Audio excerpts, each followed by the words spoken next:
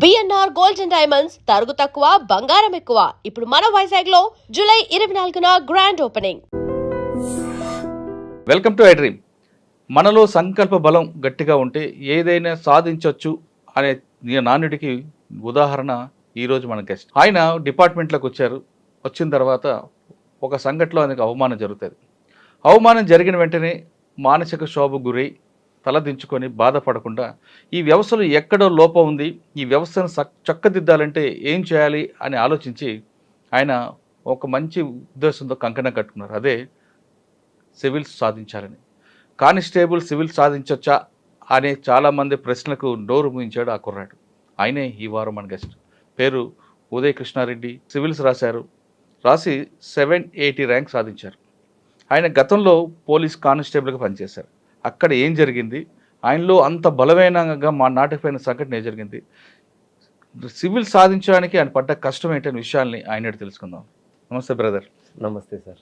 Uday Krishna Reddy 780 rank. ఒక 5 సంవత్సరాలు వెనక్కి వెళ్తే కానిస్టేబుల్ పోలీస్ ఒంగోలు జిల్లాలో సింగరాయకొండ దగ్గర ఒక కానిస్టేబుల్, ఒక ఐపీఎస్ ఎస్ఐ అవ్వడం, తర్వాత ఒక కానిస్టేబుల్ గ్రూప్ 1 అవ్వడం సాధారణ జరుగుతుంటాయి. కానీ ఒక కానిస్టేబుల్ పట్టుదల సాధించి డైరెక్ట్గా సివిల్స్ కొట్టడానికి వచ్చావు, 780 ర్యాంక్ సాధించావు అంటే చాలా గొప్ప విషయం. నీకు ముందు ఫస్ట్ కంగ్రాట్స్. నువ్వు అనుకున్న లక్ష్యం అనేది అంత బలంగా ఉంది. చాలా మంది లక్ష్యం పెట్టుకుంటారు, గోల్ చేద్దాం అనుకుంటారు, కానీ అది రీచ్ అవ్వడానికి చాలా కష్టాలు ఎదురవుతుంటే అవన్నీ దాంతో వాళ్ళు వెనకడేస్తారు. ఏమనుకున్నావు సాధించాలనుకున్నావు. ఇంకా గొప్ప విషయం అంది ఐపీఎస్ అవ్వాలనుకోవడం అనేది. కాకి యూనిఫామ్ వేస్తున్నావు. ఇప్పుడు నువ్వు ఎవరికైతే సెల్యూట్ కొట్టావో వాళ్ళందరూ నీకు సెల్యూట్ కొట్టే స్థాయికి వచ్చావు. అది చాలా చాలా చాలా గ్రేట్. ఎందుకంటే నీ స్టోరీ ఇప్పుడున్న జనరేషన్కి ఒక రోల్ మోడల్గా ఉండాలని నేను కోరుకుంటున్నాను. సరే, ఇక మనం విషయానికి వస్తే 780 ర్యాంక్ ఒక కానిస్టేబుల్ సాధించడం అనేది అది ఆషామాష వ్యవహారం కాదు. ఒక సామాన్య కుటుంబంలో పుట్టిన వ్యక్తివి నువ్వు, ఒక రైతు కుటుంబంలో వచ్చి వచ్చావు. ఈ స్థాయికి తీసుకురావడానికి ఇందులో ఫస్ట్ క్వశ్చన్ 4వసారి అనుకుంటాను మీరు సాధించడం. 4వ అటెంప్ట్లో ఎలా సాధించారు, దీనికి ఏం మెయిన్ తీసుకున్నారు అదొకటి. 2, మీకు ఈ స్థాయికి తీసుకురావడానికి ఎంత పౌరుషంగా, ఎంత పట్టుదల తీసుకురావడానికి ఆ రోజు సంఘటన జరిగింది. ఆ సంఘటనలో మీరు ప్లస్ తీసుకున్నారా, మైనస్ తీసుకున్నారా? ఈ 3 ప్రశ్నలు సమాధానం చెప్పే ముందు కృష్ణారెడ్డి బ్యాక్గ్రౌండ్, ఆ రోజు జరిగిన సంఘటన. నా పేరు ఉదయ్ కృష్ణారెడ్డి అండి. మాది ఓళ్ళపాలెం గ్రామం, సింగరాయకొండ మండలం, ప్రకాశం డిస్టిక్ అండి. నా బాల్యం అంతా ఓళ్ళపాలెం గ్రామంలోనే జరిగింది. నా స్కూలింగ్, మా తల్లిదండ్రులకు వస్తే శ్రీనివాసరెడ్డి గారు, మా అమ్మగారు జయమ్మ గారు అండి. అన్ఫార్చునేట్లీ నేను చిన్నప్పుడు మా అమ్మగారు కాలం చల్లటం జరిగింది. అదేవిధంగా నాకు 17 ఏళ్ళు వయసు ఉన్నప్పుడు, 17-18 సంవత్సరాల వయసు ఉన్నప్పుడు మా నాన్నగారు కాలం చల్లటం జరిగింది. సో దాని తర్వాత నేను గవర్నమెంట్ స్కూల్లోనే నా విద్యాభ్యాసం అంతా జరిగింది. అక్కడ తర్వాత జవహర్ భారతి జూనియర్ కళాశాల, జవహర్ భారతి డిగ్రీ కళాశాల కావల్లో నేను నా ఇంటర్మీడియట్ అండ్ డిగ్రీని కంప్లీట్ చేయడం జరిగింది సార్. ఇంటర్మీడియట్లో నేను మెడికల్ ల్యాబ్ టెక్నీషియన్ అనేటువంటి ఒక వొకేషనల్ కోర్స్ని తీసుకోవడం జరిగింది. దాని తర్వాత డిగ్రీలో బిఏని తీసుకోవడం జరిగింది సార్. డిగ్రీ సెకండ్ ఇయర్లో ఫైనల్ ఇయర్ స్టార్ట్ అయిన టైంలో నాకు పోలీస్ కానిస్టేబుల్ జాబ్ వచ్చింది. 2012 డిసెంబర్ 24న ట్రైనింగ్ స్టార్ట్ అయ్యి 2013లో డిపార్ట్మెంట్లో సర్వీస్లో జాయిన్ అయ్యాను. 2013 నుంచి 18 వరకు పోలీస్ కానిస్టేబుల్గా పనిచేసింది సార్. 5 సంవత్సరాలు పోలీస్ కానిస్టేబుల్గా పనిచేసిన సమయంలో ఫస్ట్ ఏ పోలీస్ స్టేషన్కి వెళ్ళారు? ఫస్ట్ మాకు ట్రైనింగ్ అయిపోయిన తర్వాత యాక్చువల్గా హెడ్ క్వార్టర్లోనే అటాచ్మెంట్ ఉంచారండి. అప్పుడు 2014 ఎలక్షన్స్ ఉండటం Ongole head quarter. First SP అప్పుడు మీకు? అప్పుడు మాకు చిరువోలు శ్రీకాంత్ గారు ఉన్నారు. శ్రీకాంత్ గారు. తర్వాత పోస్టింగ్స్ వస్తే ఫస్ట్ పోస్టింగ్ గుడ్లూరు పోలీస్ స్టేషన్లో పోలీస్ కానిస్టేబుల్గా జాయిన్ అయ్యాను. దాని తర్వాత మ్యూచువల్ ట్రాన్స్ఫర్ తోటి నేను Ramayapatnam coastal security police station, marine police స్టేషన్లోకి వెళ్ళాను. సో అక్కడ నాకు జరిగినటువంటి ఒక అవమానకరమైనటువంటి సంఘటన నన్ను ఇంకా ఆ జాబ్ని వదిలేసేసి సివిల్స్ని సాధించాలి అనే దృఢ సంకల్పానికి నన్ను పురుకొల్పింది. అంటే 5 సంవత్సరాల్లో పనిచేశారు డిపార్ట్మెంట్లో. రామాయపట్నం అనేది లాస్ట్ పోస్టింగా లేదా ముందేనా? Ramayapatnam last posting sir. Okay. ఈ 5 సంవత్సరాల్లో గుడ్లూరు తర్వాత ఎక్కడెక్కడ పనిచేశారు? First 1 year around 1 year head క్వార్టర్స్లో క్విక్ రియాక్షన్ టీంలో ఉండేము, వెయిటింగ్ పార్టీ. దాని తర్వాత గుడ్లూరులో అరౌండ్ 1 year చేసాము. దాని తర్వాత 3 years Ramayapatnam marine police marine station. పోలీసులు పెద్ద పని ఉంటుందండి, ఉంటుందా? యాక్చువల్గా పని లా అండ్ ఆర్డర్తో పోలిస్తే రిలేటివ్లీ మెరైన్ పోలీస్ స్టేషన్లో తక్కువ ఉంటుంది సార్ పోలీస్. ఎవరైనా సముద్రంలోకి వెళ్తున్నప్పుడు మళ్ళీ కాపాడడం అవే కదా ఉంటాయి. అవును, సముద్రంలో 3 సంవత్సరాలు పనిచేస్తారు రామాయపట్నం. 3 సంవత్సరాల పైన. ఓకే, ఏం జరిగిందని సంఘటన సార్? అది నా ఉద్దేశం ఏంటంటే, గుడ్లూరులో ఉన్నప్పుడు లా అండ్ ఆర్డర్లో ఉండటం వల్ల ఎక్కువ టైం దొరికేది కాదు. కొంచెం ప్రిపేర్ అవ్వడానికి కాంపిటేటివ్ ఎగ్జామ్స్కి, సివిల్ సర్వీస్కి అట్లా ప్రిపేర్ అవ్వడానికి ఎక్కువ టైం దొరికేది కాదు. సో నేను దానికోసం ఏం చేశానంటే, రామాయపట్నం మెరైన్లో పనిచేస్తున్న ఒక పోలీస్ కానిస్టేబుల్ ఉన్నారు, ఆయన్ని గుడ్లూరు వచ్చేటట్టు, నేను గుడ్లూరు నుంచి రామాయపట్నం వెళ్ళేటట్టు మ్యూచువల్ ట్రాన్స్ఫర్ని పెట్టుకోవడం జరిగింది సార్. అట్లా పెట్టుకొని నేను మ్యూచువల్ ట్రాన్స్ఫర్ మీద రామాయపట్నం వెళ్ళడం జరిగింది. అక్కడ సహజంగానే మన కొలీగ్స్లో తెలుస్తుంది కదా, మనం ప్రిపరేషన్ అవుతున్నప్పుడు మాట్లాడుతుంటారు. సో అట్లా యాదృచ్ఛికంగా అది నేను సివిల్స్ ప్రిపేర్ అవుతున్నాను, గ్రూప్స్ ప్రిపేర్ అవుతున్నాను అనేటువంటి ఆ విషయం ఏదైతే ఉందో నా హైవేర్ ఆఫీషియల్ ఒక అతనికి తెలియదు. ఇన్స్పెక్టర్ సిఐ గారు, రామాయపట్నం. ఆయనకి తెలియటం జరిగింది. నుంచి అక్కడ అదొక ఆయన సబ్ ఇన్స్పెక్టర్ గా రిక్రూట్ అయ్యారు. 98 బ్యాచ్ ఐ థింక్. సో పేరు ఎందుకులేదు సార్, ఎవరు అయినా మనం కాపాడాల్సిందే. సో అందుకని నేను పేరుని డిస్క్లోజ్ చేయట్లేదు. బట్ ఆ సంఘటన జరిగినప్పుడు ఒక 60 మంది కానిస్టేబుల్స్, నాతోటి కానిస్టేబుల్స్, హోంగార్డ్స్, ఏఎస్ఐలు, హెడ్ కానిస్టేబుల్స్ వీళ్ళు ఉన్నారు. సో ఆ 60 మందికి ఆ వ్యక్తి తెలుసు. అంటే ఏం జరిగిందంటే, అట్లా నేను ఆ సివిల్స్ ప్రిపేర్ అవుతున్నాను అనేటువంటిది అది ఆ సిఐ గారికి తెలిసినప్పుడు ఎందుకు ఆయన సమ్ పర్సనల్ గ్రడ్జ్ అనేటువంటిది ఆయనకి డెవలప్ అయింది. అయిన తర్వాత నన్ను కొద్దిగా పర్సనల్గా టార్గెట్ చేసి చేయటం అనేటువంటిది జరిగింది. అయితే దాని ముందు నుంచి కూడా కొన్ని చిన్న చిన్న చెదురుమదురు సంఘటనలో నన్ను పర్సనల్ టార్గెట్ చేయటం, నా ఎగ్జామ్స్ ఉన్నప్పుడే డ్యూటీలు వేయటం, ఇటువంటి చేయటం జరిగింది. పర్టికులర్గా August 11, 2018 రోజు జరిగిన సంఘటన ఏంటంటే, నేను వస్తానికి కొంచెం ప్రతి శుక్రవారం డ్రిల్ జరుగుతుంది, నేను కొంత లేట్గా ఫ్రైడే మార్నింగ్ జరుగుతుంది. అయితే ఆ డ్రిల్కి లేట్గా వెళ్ళిన సందర్భం అది. అట్లా ఒక 10 నిమిషాలు 5 నిమిషాలు 10 నిమిషాలు లేట్గా వెళ్తే ఆయన ఉండి, సార్ గారు వస్తున్నారు, కాబోయే IAS IPS గారు రండి సార్, మీకు డిసిప్లిన్ నేర్పియాలి, మీరు రండి అని చెప్పి సర్కాస్టికల్గా వ్యంగ్యంగా మన ఆత్మస్థైర్యాన్ని దెబ్బతీసే విధంగా మాట్లాడటం జరిగింది. నేను వెళ్ళిన తర్వాత సార్ గారికి డిసిప్లిన్ నేర్పించాలి, మీరు సార్ గారికి మీరందరూ ఇంకా డ్రిల్ చేయొద్దు, సార్ గారికి స్పెషల్గా 1 hour డ్రిల్ చేయించండి అని చెప్పి నా కోసంగా ప్రత్యేకంగా ఒక ఏఎస్ఐ గారిని పెట్టి అందరు చూస్తుండగా నన్ను డ్రిల్ చేయించడం జరిగింది సార్. ఒక్కరికి అంటే చేపిస్తున్నప్పుడు సహజంగా ఎట్లా ఉంటుందని, ట్రైనింగ్లో ఈ డ్రిల్ పనిష్మెంట్స్ అనేవి ఉంటాయి. లేదంటే ఏదైనా లేట్ వచ్చింది సివియర్గా ఏదన్నా చేస్తారు, కానీ సివియర్గా ఏదన్నా తప్పు చేస్తే చార్జ్ మెమోలో ఇటువంటి ఇవ్వటం జరుగుతుంది. కానీ ఇట్లా డెరగేటరీగా మనల్ని ఒక ఆత్మస్థైర్యాన్ని దెబ్బతీయాలి, ఒక వ్యక్తి యొక్క మనోభావాన్ని దెబ్బతీసే విధంగా చేయాలనేటువంటి ఇంటెన్షన్ తోటి చేయరు. సో ఈ రామాయపట్నం స్టేషన్ స్థాపించి 2012 నుంచి 8 6 years ఎప్పుడు కూడా అటువంటి ఎక్స్ట్రా డ్రిల్ చేసినది లేదు. అట్లా చేస్తూ ఉన్నప్పుడు మనం డ్రిల్ చేసేటప్పుడు ఏమవుతుందంటే, March 1 చేసేటప్పుడు మనకి పాకెట్స్ ఉన్న ప్రెస్ బటన్స్ ఊడిపోతాయి కొన్నిసార్లు, ఊడిపోతాయి. అది యాదృచ్ఛికంగా జరుగుతుంది, మన ఇంటెన్షన్తో జరగదు. సో అది ఊడినప్పుడు అది చూసి, ఏమండే ఏఎస్ఐ గారు ఏం చేపిస్తున్నారు మీరు, అతని ప్రెస్ బటన్స్ కూడా సరిగా లేవు, అతనికి మళ్ళీ పనిష్మెంట్ ఇవ్వండి అని చెప్పి నాకు ఒక పనిష్మెంట్ మూమెంట్ చేయించడం జరిగింది. పనిష్మెంట్ రూలో మళ్ళీ పనిష్మెంట్ అనమాట, డిప్స్ తీపించడము ఇట్లా. సో దాన్ని కథం తలని ఒకటి ఉంటుంది, అది చేయించడం. అంటే ఎట్లా he just treating me like ఒక రోబోట్ లాగా, లేకపోతే వీడికి ఎట్లా గుణపాఠం చెప్పాలన్నట్టు.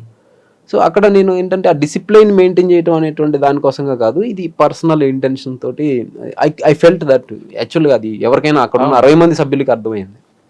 సో అది అట్లా అయింది.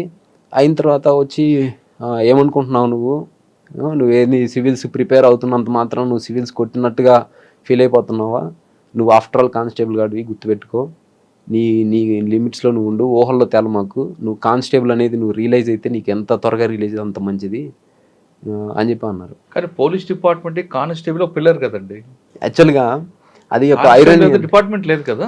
అవును, మరి అంత కసి ఎందుకు ఆయనకి? అది అది అది ఆ వ్యక్తిగతమైనటువంటి జలస్తో లేకుంటే మిగతా అంశాలతోటి అది ఇంప్రూవ్ అవడం జరిగిందండి. అంతకుముందు కూడా నాకు నెక్స్ట్ డే నాకు రాజమండ్రిలో ఒక ఎగ్జామ్ ఉంది, రైల్వే ఎగ్జామ్. ఆ ఎగ్జామ్కి నేను నెక్స్ట్ మార్నింగ్ 10 o'clock వెళ్ళాలి. కానీ దాని ముందు రోజు నాకు కావాలని నా టర్న్ కానప్పటికి కూడా నాకు సెంట్రీ డ్యూటీ వేసి ఆ ఎగ్జామ్కి నేను వెళ్ళకుండా చేయాలని చేశారు. సో నేను అంటే పర్సనల్ ఇంటెన్షన్ తోటి నేను అదే విషయాన్ని నేను bureau of police research and డెవలప్మెంట్కి, మినిస్ట్రీ ఆఫ్ హోమ్ అఫైర్స్ వాళ్ళకి, డీజీపీ గారికి, అదేవిధంగా రాష్ట్రపతి గారికి, ప్రధానమంత్రి గారికి కూడా నేను లేఖ రూపంలో రాసి ఇట్లా చేస్తున్నారు. సో ఆ bureau of police research and development ఏంటంటే అసలు పోలీసింగ్ ఎలా ఉంది అనేటువంటి దాని మీద ఇండియాలో రీసెర్చ్ చేస్తూ ఉంటారు. సో ఇటువంటి చెదురుమదురు సంఘటనలో ఒక వ్యక్తి అంటే మనం ఏ వ్యక్తి అయినా కెరియర్ని మేక్ చేసుకోవాలని చూస్తారు సార్. ఇప్పుడు మనం కానిస్టేబుల్ రిక్రూట్ అవుతున్నాం అంటే మనకి ఫర్దర్గా ప్రోగ్రెస్ ఉందంటేనే కదా మనం ఇంకా ఉత్సాహంతో పనిచేస్తాం, వేరే ఉన్నప్పుడు దాని దగ్గర వెళ్తుంటాం, ఉత్సాహంతో పనిచేస్తాం. సో మనకి ఇప్పటికీ నాకు పోలీస్ డిపార్ట్మెంట్ చూస్తున్నాను, మా సీనియర్స్ కొంతమంది 20 ఏళ్ళు, 21 ఏళ్ళు, 22 ఏళ్ళు పనిచేసినా కానీ హెడ్ కానిస్టేబుల్ కూడా అవ్వట్లేదు. సో మనం కానిస్టేబుల్ జాబ్ చేస్తూ ఆ ప్రోగ్రెస్ మేక్ చేయాలి అనేటువంటి ఆ ఉద్దేశంతో కాంపిటేటివ్స్ ప్రిపేర్ అవుతూ ఉంటాం. సో ఇట్లా చేసి మళ్ళీ నేనేంటి నా ఖాళీ టైంలో నేను ప్రిపేర్ అవుతుంటాను. ఇంకా మీకు చెప్పాలంటే ట్రూగా చెప్పాలంటే నేను పనిచేస్తున్న పోలీస్ స్టేషన్లో ఆ రోజు ఆ పోలీస్ స్టేషన్లో కొంతమంది కొలీగ్సే, స్టాఫ్సే వాళ్ళు ఆల్కహాల్ తెచ్చుకొని పైన తాగే వాళ్ళు ఉంటారు, ఆ సెల్ ఫోన్లో పేకలాట ఆడేవాళ్ళు ఉంటారు, లిటరల్ పేకాటలు తెచ్చుకొని ఆడేవాళ్ళు ఉంటారు. వాటన్నిటికి ప్రాబ్లం లేదు, కానీ నేను చదివితే మాత్రం ప్రాబ్లం. సో అది ఆ జలస్ అనేటువంటిది అంటే దేనికైనా లిమిట్ ఉంటుంది కానీ జలస్కి ఉండదు లిమిట్. ఆ రోజు ఎంతసేపు మీకు పనిష్మెంట్ ఇచ్చారు? 1 hour బరాబర్ ఇచ్చారు. 1 hourకి 1 hour బరాబర్గా చేపించి నేను ఏమనుకున్నా అంటే సర్లే ఆఫీసరు ఏదో ఫస్ట్ ఒకసారి అని ఒక 10 నిమిషాలు చేయించి సరే ఇంక నుంచి రామాక అట్లా మందలిస్తారేమో అనుకున్నా. కానీ 1 hour బరాబరు చేపించి ఇచ్చిన తర్వాత నువ్వు ఆఫ్టర్ ఆల్ కానిస్టేబుల్ కాదు, నువ్వు అది ఎంత తొందరగా రిలీజ్ అయితే అంత మంచిది, నీకు తోకలు కత్తిరిస్తాను, నీ తోక పెరిగితే కత్తిరిస్తాను, ఏంటి నువ్వు నీకంటే తోపులే ర్యాంక్ కొట్టిన వాళ్ళే ప్రొబేషనరీలుగా వచ్చి సిఏల దగ్గర నేర్చుకొని ఉంటారు, నువ్వు ఏంటి అసలు అది ఇది అని చెప్పేసి అంటే డెరగేటర్గా మాట్లాడితే నాకు చాలా బాధ. దోషం కూడా చేశారు ఏమన్నా? వ్యక్తిగత దోషం చేయలేదు సార్, ఇట్లే సర్కాస్టికల్గా వ్యంగ్యంగా అని చెప్పి మాట్లాడేసరికి 60 మంది ముందు నేను ఒక్కనే అట్లా చేస్తూ 60 మంది ముందు అట్లా ఆ వ్యంగ్యంగా సార్ కాబోయే ఐపీఎస్ ఆఫీసర్ అయ్యా అట్లా వ్యంగ్యంగా మాట్లాడేసరికి అది నేను తీసుకోలేకపోయాను సార్, చాలా బాధేసింది. ఎట్లా అంటే అరే నేను యంగెస్ట్ కానిస్టేబుల్ సార్, నేను మా బ్యాచ్లో 300 చిల్లర మంది ఉంటే నేను అందరికంటే చిన్న వయసు 19 సంవత్సరాలు నాకు, నేను యంగెస్ట్ కానిస్టేబుల్. సో అట్లాంటి నాకున్న టాలెంట్స్ని, నాకున్న క్రిటికల్ స్కిల్స్ని, నాకున్నటువంటి ఇంక్విజిటివ్ పవర్స్ని వీటన్నిటిని మంచిగా ఇన్వెస్టిగేషన్స్కి వాటికి ఉపయోగించుకుంటూ నాకు కెరీర్ కూడా ప్రోగ్రెస్ చేస్తే డిపార్ట్మెంట్కి నేను ఒక మంచి అసెట్ అవుతాను. సో అట్లా చేయకుండా పర్సనల్గా ఏదో ఇది చేస్తే ఆయన ఇంకా బ్రిటిష్ పోలీసుని ఫాలో అవుతున్నారు. ఎస్ ద బ్రిటిష్ లెగసీ అనేటువంటిది అది బ్రిటిష్ వారు అంటారు చూస్తానికి రూపంలో భారతీయులను మైండ్ సెట్ లో బ్రిటిష్ వారిని మేము తయారు చేస్తామని ఆ లెగసీ ఈ రోజుకి ఉందన్నమాట. ఆ కలోనియల్ కొంతమందికి, అందరికి కాదు. అండ్ ఇంకొకటి కొంతమంది మంచి ఆఫీసర్స్ ఉన్నారు సార్. ఐపీఎస్ ప్రమోద్ కుమార్ గారు చేశారు, అప్పుడు ప్రకాశం ఎస్పీగా చేశారు. నేను ఆ మ్యూచువల్ ట్రాన్స్ఫర్ కోసం వెళ్తే అప్పుడు కందుకూరు సర్కిల్ ఇన్స్పెక్టర్ గారు ఉన్నారు. 2014లో ఒక ఆయతను ఉంటే సార్ నేను మ్యూచువల్కి పెట్టుకుంటాను సార్, నాది ఫార్వర్డ్ చేయండి సార్ అని ఒక 10 సార్లు తిరిగింది సార్. ఆయన 10 సార్లు తిరిగినప్పుడు 11 సరే పో బయటికి పో యూజ్లెస్ ఫెలో అన్నారు. ఎవరు? ఆ కందుకూరులో సిఐ అన్న తర్వాత అసలు నేనేం అడిగాను, నా మ్యూచువల్ ట్రాన్స్ఫర్ అంటే ఇక్కడున్న స్టాఫ్ అక్కడికి వెళ్తారు, అక్కడున్న స్టాఫ్ ఇక్కడికి వస్తారు. సో దీనికి కూడా వీళ్ళు అంటే నా కనీసం స్టాఫ్ గ్రీవెన్స్ని అడ్రస్ చేయడం అనేది ఒక ఎస్హెచ్ఓగా మీ బాధ్యత. సో అట్లా చేయాలని చెప్పి చేయకుండా నేను ఇంకేం చేశాను అంటే సరే ఏదైతే అది అవుతుంది, మహా అయితే ఎస్పీ గారు ఏం చేస్తారు తిడతారు, లేకపోతే ఒక మెమో రాపిస్తారు త్రూ ప్రాపర్ ఛానల్ రాలేదని చెప్పి ధైర్యం చేసి వెళ్ళిపోయాను సార్. అసలు మీరు నమ్మరు సార్, ప్రమోద్ కుమార్ సార్ గారు ఎంత జనరాసిటీ తోటి, ఎంత సెన్సిటివ్గా, మ్యాగ్నానిమిటీ తోటి ఏంది బాబు ఇట్రా అన్నారు. సార్ ఇట్లా చదువుకుంటాను సార్, నాకు ఖాళీ టైం అక్కడ రామాయపట్నంలో అయితే షిఫ్ట్స్ అట్లా ఉంటాయి, కొద్ది టైం సేవ్ అవుతుంది, ప్లస్ మా నాయనమ్మ గారు ఉన్నారు, మా పేరెంట్స్ ఇద్దరు ఎక్స్పైర్ అయి ఉన్నారు, ఆమెతో పాటు కొద్దిగా టైం ఆమె కూడా మంచిగా చూసుకోరు ఉంటుందంటే ఇదంతా పని ఇట్రా అని చెప్పి అట్లా సంతకం చేసి సీసీకి వెంటనే కొట్టేసేయండి అవుతుంది 10 minutesలో నాకు రిపోర్ట్ చేయండి అన్నారు. అసలు నేను ఆ నుంచి తీసుకొని ఒంగోలు నుంచి గుడ్లూరు వెళ్ళే లోపల నా వచ్చేసిందండి ట్రాన్స్ఫర్. సో అంటే అక్కడ అదే కందుకూరు సర్కిల్ ఇన్స్పెక్టర్ గారు పోరా యూజ్లెస్ ఫెలో బయటికి ఎన్నిసార్లు చెప్పాలి నీకు అన్న దానికి అదే ఒక ఐపీఎస్ హోదాలో ఉన్న వ్యక్తి ఎంత మ్యాగ్నానిమిటీ తోటి ఎంత జనరసిటీ తోటి with pen stroke just 2 minutes దాన్ని సాల్వ్ చేసి నేను దానికోసం 2 months తిరుగుతున్నా. అదే చెప్తున్నా, ప్లస్ ఉంటారు మైనస్ ఉంటారు. ఇంకోటి శివకుమార్ గారు అని ఆయన సబ్ ఇన్స్పెక్టర్, ఆయన కింద నేను అదే రామాయపట్నంలో చేశాను. అసలు ఆయన అంటే నాకు అన్నయ్యలు లేరు, ఆయన నాకు అన్నయ్య లెక్క. ఆయన నువ్వు ఇది ఇట్లా వెళ్ళు, ఇది తీసుకో, నీకు ఇట్లా తప్పదబ్బా, ఇది డిపార్ట్మెంట్లో ఇట్లా అవమానం చేస్తుంటారు, ఏం కాదులే నేను రిజైన్ చేస్తా. ఆ రోజు ఏమైందంటే అట్లా ఆయన డెరోగేటరీగా చేసిన తర్వాత అదే రోజు నేను వెళ్ళి సార్ ఇట్లా రిజిగ్నేషన్ చేస్తున్నాను చెప్పారు, ఇచ్చేసా, లెటర్ రాసి ఇస్తే ఆయన ఏంటి బెదిరిస్తున్నావు అన్నాడు. బెదిరించట్లేదు sir, I took it mindful decision అన్నాడు. దాని తర్వాత కామ్గా అయిపోయారు, అది ఆడబడేసి కామ్గా ఉన్నారు. ఒక 1/2 hour 45 minutes 1 hour లోపల పిలిచారు. మళ్ళీ పిలిచి మీరు ఇది పెట్టారు కదా, దీన్ని పెట్టాలంటే త్రూ ప్రాపర్ ఛానల్ పెట్టాలంటే టైప్ చేసుకొని రా అన్నారు. టైప్ చేసుకొని డిటిపి ఫార్మెట్లో తెమ్మన్నారు. నేను రాసి ఇచ్చేద్దాం. సో ఆయన ఇంకా నేను దాన్ని డిటిపి చేయించుకొని వెంటనే తీసుకొచ్చా. ఆయన షాక్ అయ్యారు, ఏంది ఇతను నిజంగానే చేస్తున్నట్టున్నాడు అన్నట్టు. ఇంకా సరే అది దగ్గర పెట్టుకున్నాడు. మీరు నమ్మరు సార్, నేను అది ఆ రోజు ఇచ్చేసేసి నేను ఇంకా మళ్ళీ పక్క స్టేషన్లో లీవ్ తీసుకున్నాను. పోలీసులు అటు తీసుకోవచ్చు లీవ్స్, అటు లీవ్ తీసుకొని నేను ఇంకా దాన్ని తీసుకొని వెళ్ళిపోయాను. నా సరెండర్స్ అన్ని సబ్మిట్ చేసుకుని ఎస్పీ గారి దగ్గరికి తీసుకుపోయి, ఇప్పుడు సాంబశివరావు గారు వాళ్ళు ఎవరండి ఎస్పీ అప్పుడు ఎస్పీ సత్య ఎస్ బాబు గారు, వెంటనే ఎగ్జాక్ట్ గుర్తులేదు సార్, ఎస్ బాబు గారు అనుకుంటున్నా.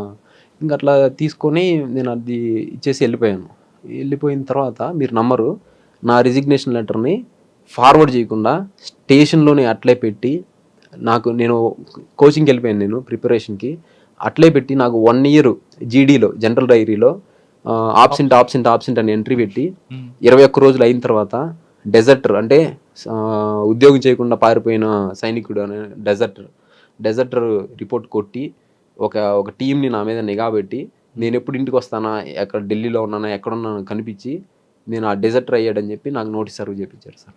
Is it appropriate behaviour sir ఒక ఆఫీసర్గా ఉన్నప్పుడు? మీరు లీవ్ పెట్టారు కదా? అవును సార్. ఎస్పీ గారు కలిశారు కదా అప్పుడు, మరి కలవలేదా, చెప్పలేదా? అప్పుడు అకామిడేషన్ లీవ్స్ అవి ఉన్నాయి సార్. అంటే అప్పుడున్న ఎస్పీ గారికి నేను రిజైన్ చేస్తాను విషయం చెప్పారా? నేను చెప్పలేదు sir. Through proper channel resignation అనేది త్రూ ప్రాపర్ ఛానల్. అంటే నేను మెరైన్కి వెళ్ళటం అనేది డెప్యుటేషన్ కిందకి వస్తుంది. సో అదేంటంటే వైజాగ్ హెడ్ క్వార్టర్కి వెళ్తుంది. హెడ్ క్వార్టర్ నుంచి మళ్ళీ మన యూనిట్ ఆఫీసర్ దగ్గరికి వస్తుంది సార్. వైజాగ్ ఆఫీసర్కి అడగలేదా మీకు ఎందుకు రిజైన్ చేస్తాను అడగలేదు? ఆయన అడగలేదు సార్, ఎవరు ఆయన పంపించలేదు కదా సార్. 1 year అబ్స్కాండింగ్ చూపిస్తున్నారు. సో ఏ ఆఫీసర్ అయినా ఉంటుంది, ఎవరైతున్నా అని అడిగితే ఇట్లా డ్యూటీ వదిలేసి వెళ్ళిపోయారు సార్, ఒక టీంని పెట్టాను, ఏదన్నా వస్తే తీసుకొస్తే సర్వ్ చేస్తాను. అసలు మీరు నమ్మరు సార్, నేను ఢిల్లీ నుంచి వచ్చాను ప్రిపరేషన్కి వెళ్ళి, ఒక పర్పస్ ఏదో వచ్చి అట్లా కూర్చున్నాను, నా దగ్గరికి వచ్చేసారు. మా ఫ్రెండే వేణు అని ఒక అతను కానిస్టేబుల్ వచ్చి, నీకు సిఏ గారు ఇలా లెటర్ ఇమ్మన్నారు అని చెప్పాడు. ఆ లెటర్ని తీసుకొని చూస్తే మీరు ఇట్లా ఇట్లా సంవత్సరం నుంచి ఆబ్సెంట్లో ఉన్నారు, డెజర్ట్ అయ్యారు, అది ఇది అని చెప్పి ఉంది. అసలు నాకు ఎంత బాధ వేసింది సార్. మీరు అడిగారా? నేను అడగలేదు. అడగకుండా నేను ఇంకా వైజాగ్ వెళ్ళిపోయాను హెడ్ క్వార్టర్కి. సార్ నేను ఇట్లా ఇదయ్యానని చెప్పి అప్పుడున్న ఐజీపీ గారికి ఎక్స్ప్లెనేషన్ చెప్పుకున్న తర్వాత, ఇది మాకు సంబంధం లేదండి, ఇది ఇంకా మీరు ఎట్లా సార్ట్అవుట్ చేస్తారు, దీనికి నాకు దగ్గర సొల్యూషన్ లేదు, మీరు 1 year డెజర్టర్ అయిపోయారు ఎట్లా అని సార్ ఏం అనలేదు. ఇంక నేను మళ్ళీ అప్పుడు సిద్ధార్థ్ కౌశల్ గారు వచ్చి ఉన్నారు ప్రకాశం డిస్ట్రిక్ట్కి. ఇంకా సిద్ధార్థ్ కౌశల్ గారి దగ్గరికి వెళ్ళి, సార్ చాలా యంగ్ అండ్ డైనమిక్ సార్, చాలా ప్రోయాక్టివ్గా పనిచేస్తారు. నేను వెళ్ళాను, రాగానే మంచిగా మళ్ళీ టర్న్అవుట్ నీట్గా చేసుకుని మళ్ళీ పోలీస్ యూనిఫామ్ వేసుకొని వెళ్ళి సార్ని కలిసి, సార్ ఎట్లా అంటే ఎందుకు ఎగ్జాక్ట్గా చెప్పు రీజను, అన్ని కథలు కాకుండా మామూలుగా చెప్పు నాకు అన్నాడు. నేను చెప్పా సార్ ఇట్లా సివిల్ సర్వీస్కి వెళ్ళాను, ఇట్లా అయింది ఇన్సిడెంట్, ఇట్లా అయిందని అంటే, అప్పటికి నేను ప్రిలిమ్స్ పాస్ అయ్యి వెళ్ళాను సార్. ప్రిలిమ్స్ పాస్ అయ్యి వెళ్ళా 2019 ప్రిలిమ్స్ పాస్ వెళ్ళా. అక్కడ సార్ నన్ను బాగా లైక్ చేశారు.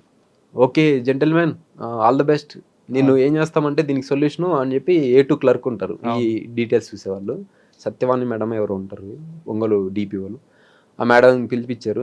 ఇతన్ని ఎట్లా సొల్యూషన్ చేయొచ్చు ఆలోచించండి, ఇతన్ని ఇబ్బంది పెట్టద్దు అని చెప్పి చెప్పారు.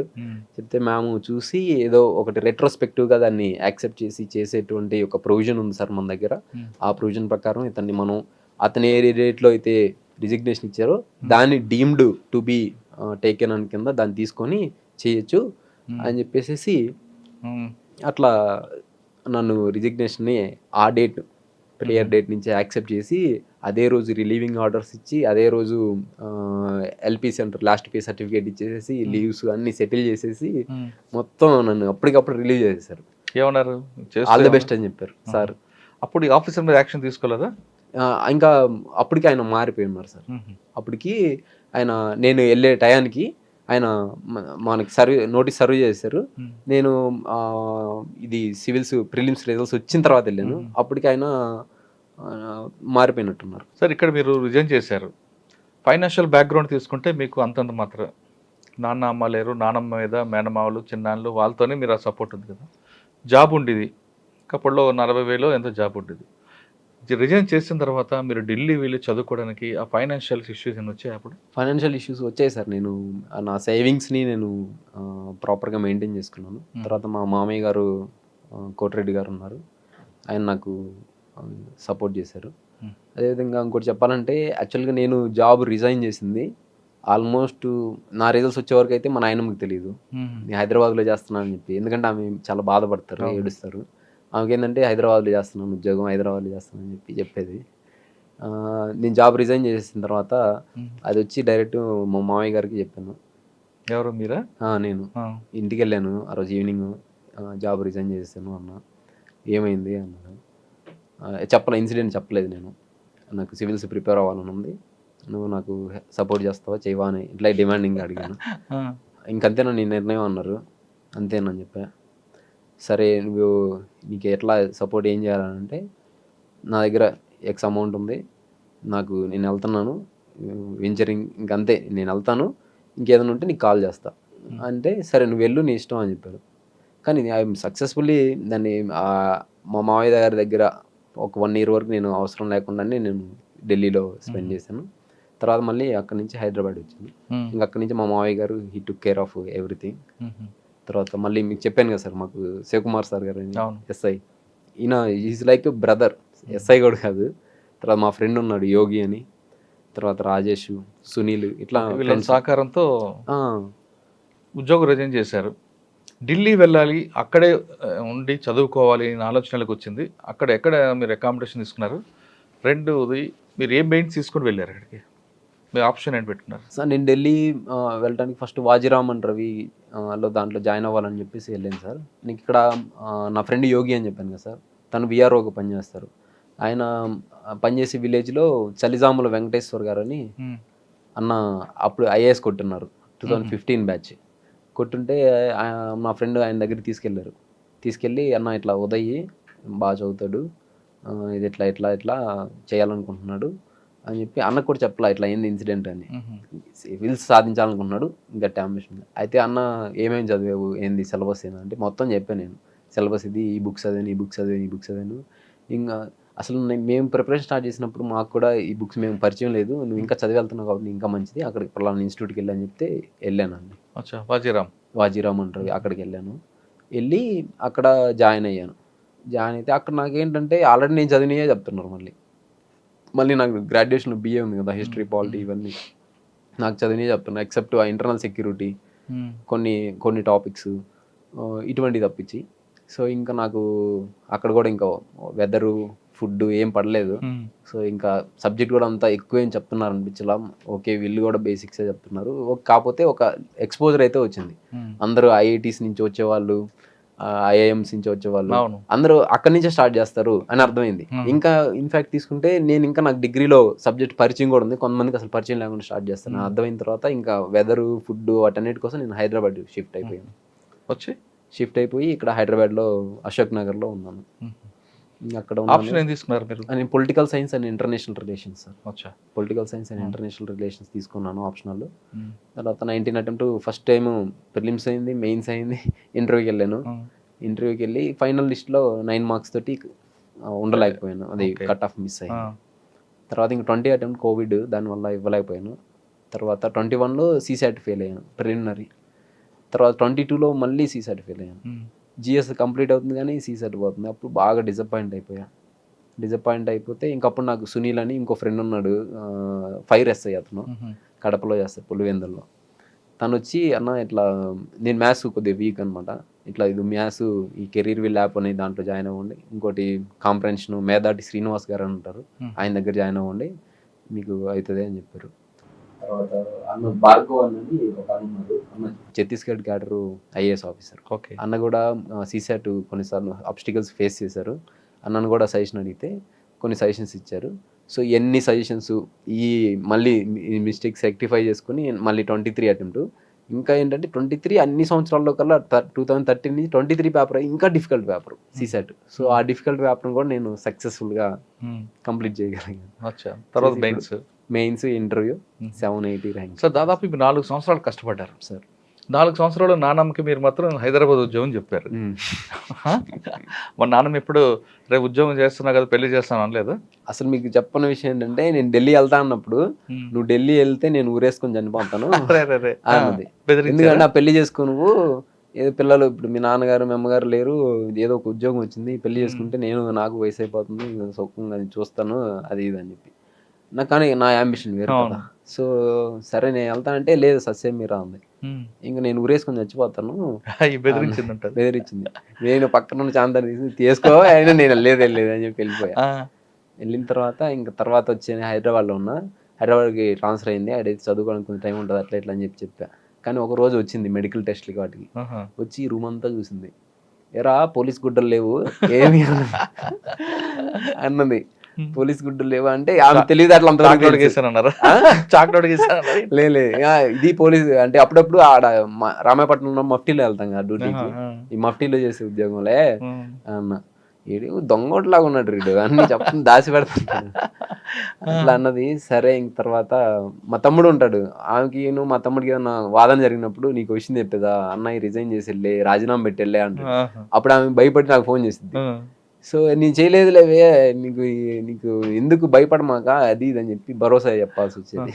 సరే 4 సంవత్సరాల్లో నాన్నమ్మ ఒకవైపు పెళ్లి చేసుకుని ఒత్తిడి చేస్తారు, ఫైనాన్షియల్గా కొంతమంది సపోర్ట్ చేసిన డిసప్పాయింట్ అవ్వలేదు ఎప్పుడు కూడా, ఎందుకంటే మీ ఛాలెంజ్ మీ గోల్ మీ అంబిషన్ వేరు.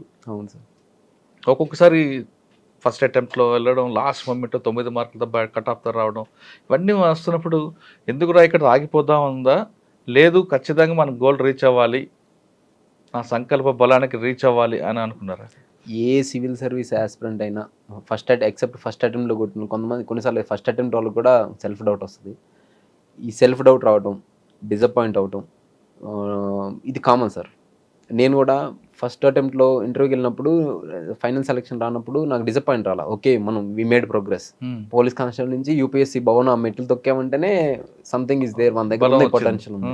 సో ఈ మిస్టేక్స్ రెక్టిఫై చేస్తే నెక్స్ట్ అటెంప్ట్ కొట్టేస్తామన్న ధైర్యం వచ్చింది. కానీ 21లో నేను 1 year గ్యాప్ తీసుకుని కోవిడ్ వల్ల గ్యాప్ తీసుకున్నప్పుడు కూడా నేను 1 markతో సీసాట్ ఫెయిల్ అయ్యా. అప్పుడు కొంచెం భయం వేసింది, అరే ఏంటిది అని చెప్పి. తర్వాత 22లో ఇంకా పేపర్ డిఫికల్ట్గా వచ్చి ఇంకా ఎక్కువ మార్క్స్ మార్జిన్ తోటి నేను సీసాట్లో ఫెయిల్ అయ్యా. అప్పుడు బాగా భయం వేసింది, డిప్రెషన్ వచ్చింది, అసలు ఏం చేస్తే అవుతుంది ఇది, ఏం చేయాలి. ఇంకా కొన్ని క్వశ్చన్స్ అసలు వాళ్ళు 2 hours కాదు నాకు 20 hours ఇచ్చినా చేయలేను, అంత డిఫికల్ట్గా ఉన్నాయి కొన్ని క్వశ్చన్స్. సో ఇంకా అప్పుడు బాగా డిసప్పాయింట్ అయిపోయాను. దెన్ నాకు ఒక అంతకుముందు నేను నాస్తికుడిగా ఉండేది, కానీ నాకు స్పిరిచువాలిటీ పరిచయం అయింది స్పిరిచువాలిటీ. ఎందుకనంటే ఒక కర్మ సిద్ధాంతం అంటారు కదా, ఒక కర్మ ఒక వ్యక్తి ఒక రకమైన కర్మ చేశాడు, కొంత డౌన్ ద లైన్ ఒక 2 years తీస్తే అదే వ్యక్తికి అదే చోట అదే రకమైన కర్మ మళ్ళీ సర్వ్ అయింది. నేను రిలీజ్ అయ్యా. తర్వాత నాకు కూడా కొన్ని ఇన్సిడెంట్స్ అలా అయ్యాయి. నేను ఒక కర్మ సిద్ధాంతాన్ని నమ్మటం అనేటువంటిది అప్పుడు ఎక్స్ప్లోర్ చేయడం స్టార్ట్ అయింది. దాని తర్వాత కొద్దిగా స్పిరిచువాలిటీ అనేది స్టార్ట్ అయింది సార్. స్పిరిచువాలిటీ తోటి నేను ఆ స్ట్రెస్ని వీటిని అధిగమించాను. మెడిటేషన్, స్పిరిచువాలిటీ ప్లస్ కన్సిస్టెంట్గా మా ఫ్రెండ్స్ ఎవరు నమ్మినా నమ్మకపోయినా మా ఫ్రెండ్స్ ఉన్నారని చెప్పారు కదా, సునీలు, యోగి, తర్వాత శివకుమార్ సారు, సో ఇట్లా రాజేష్, వీళ్ళు మా మావయ్య గారు, వీళ్ళు ఎవరు నమ్మినా నమ్మకపోయినా నువ్వు సివిల్ సాధిస్తావని వీళ్ళు మాత్రం నమ్ముతారు. నేను ఫెయిల్యూర్ అయిన ప్రతిసారి వీళ్ళు ఖచ్చితంగా ఫోన్ చేస్తారు. చేసిన తర్వాత ఎందుకు అయింది ఏం అడగరు, నువ్వు ఖచ్చితంగా సాధిస్తావు ముందు వెనకంతే, నువ్వు పని నువ్వు చేసుకోవాలి. ఒక నాస్తికుడు ఆంజనేయ స్వామి భక్తుగా మారడానికి ఇదే కారణం? ఇదే కారణం అంటే సార్, ఆంజనేయ స్వామి భక్తి ఇప్పుడు నేను బిలీఫ్ అనేది ఏంటిది, మామూలు రిలీజను ఒక వ్యక్తికి ఇది ఎట్లా ఉంటుంది, ఇది ఎట్లా ఉంటుంది, ఒక ఐడియాలజీని ఇంపోజ్ చేస్తే ఒక బిలీఫ్గా మారుతుంది. కానీ ఇక్కడ నేను ఆంజనేయ స్వామి ప్రజెన్స్ని ఫీల్ అయ్యా. రైట్, ప్రజెన్స్ని ఫీల్ అయ్యా. అది ఆ ప్రజెన్స్ అనేటువంటిది అనిర్వచనీయమైనటువంటి భావన అనమాట. సో దాన్ని మీకు చెప్పను, మీకు అంటే చెప్తే నమ్మరు. నా రిజల్ట్స్ రావడానికి 11 రోజుల ముందు నుంచి నేను నాకు ఎప్పుడు వస్తాయో తెలియదు, కానీ నేను హనుమాన్ కార్యసిద్ధి హోమం చేయాలి, ఒక 11 రోజులు ఉపాసన చేయాలనుకున్నా. హనుమాన్ చాలీసా రోజుకి 11 సార్లు పొద్దున్నే 3:45కి బ్రహ్మముహూర్తం లేచి ఉపాసన చేశా. కరెక్ట్గా 11వ రోజు అంటే నిన్న కాక మొన్న చేసి ఇక్కడ వివేక్ నగర్లో, అది చక్కడపల్లిలో, ఈ అశోక్ నగర్ ఏరియాలో హనుమాన్ టెంపుల్ ఉంది. ఆ హనుమాన్ టెంపుల్లో వెళ్ళి హనుమాన్ కార్యసిద్ధి హోమంలో పాల్గొని నేను రూమ్కి వచ్చి సుందరాకాండ వింటా చదువుతా ఉన్నా. రిజల్ట్స్ వచ్చాయి, 780 ర్యాంక్ వచ్చింది. ఇంకొకటి మీరు అంటే ఎట్లా ఈ కోరిలేషన్ ఏంటి నాకు తెలియదు. రిజల్ట్స్ 12 వస్తాయా, 15 వస్తాయా, 16 వస్తాయో తెలియదు, కానీ నేను ఒక 11 రోజులు చేయాలి అనుకున్నా.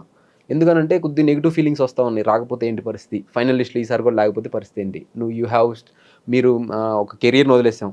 ప్లస్ నేను 2016 నోటిఫికేషన్లో సబ్ ఇన్స్పెక్టర్కి స్టేట్ 77th ర్యాంక్ వచ్చింది నాకు. మా జోన్లో 17వ ర్యాంక్ వచ్చింది, కానీ కొన్ని అన్ఫార్చునేట్ కండిషన్స్ వల్ల నేను దాని సర్వీస్లో ఉండలేకపోయాను. సో అటువంటి వాటిని కూడా నేను వదిలిపెట్టేసుకొని దాన్ని కూడా ఇంకా ఎస్ఐ ఇటువంటి వాటికి రాయకుండా వచ్చేసాను. So time, energy, resources, age అన్నిటిని ఇన్వెస్ట్ చేసేసాను. ఇప్పుడు అవ్వకపోతే పరిస్థితి ఏంటి, ప్లస్ ఛాలెంజ్ చేసి వచ్చా, ఒక మనిషిని ఇట్లా ఛాలెంజ్ చేసి వచ్చా. అప్పటికి నా ఫస్ట్ టైం ఇంటర్వ్యూకి వెళ్ళినప్పుడు ఒక అతను రామకృష్ణ అని నాకు కొలీగ్ ఉండే, ఆయనకి ఈ సిఐ గారు ఫోన్ చేసి పలానా ఇట్లా వెళ్ళాడంట, ఏంది అది అని. సో ఆ ఫెయిల్యూర్ వాళ్ళకి ఒక రకమైన రాక్షస ఆనందాన్ని ఇచ్చి ఉంటుంది. సో అది కూడా అరే మనం ఓడిపోతామా ఇంకింతేనా. ఇంకొకటి మహేంద్ర అన్న అని ఒక అన్న ఉన్నారు. అన్న నాతో పాటు కానిస్టేబులే, కానీ ఆయన తర్వాత ఎస్ఐ కొట్టి ఇప్పుడు నెల్లూరు డిస్టిక్లో చేస్తున్నారు. అన్న నేను రిజైన్ చేసి వచ్చేటప్పుడు చేశాను. తర్వాత ఆయనకి సంభవం తెలిసింది, ఫోన్ చేశాడు, నువ్వు రిజైన్ చేసావు కదా, నీకు ఒకటే చెప్తా గుర్తుపెట్టుకో, నువ్వు వెళ్ళి సాధించావు అనుకో గుడ్, ఒక 100 లక్షలాది మందికి నువ్వు స్ఫూర్తి అవుతావు. ఇంకొకళ్ళు కూడా కానిస్టేబుల్ జాబ్ని కూడా వదులుకొని చేయడానికి ముందుకు వస్తారు. మధ్యతరగతి, తల్లిదండ్రులు లేని వ్యక్తులు, గ్రామీణ ప్రాంతంలో ఉన్న వాళ్ళు, తెలుగు మీడియంలో చదివినటువంటి వాళ్ళు, ఇంగ్లీష్ రానటువంటి వాళ్ళు. సో ఇటువంటి వాళ్ళందరూ నువ్వు ఒక స్ఫూర్తి అవుతావు.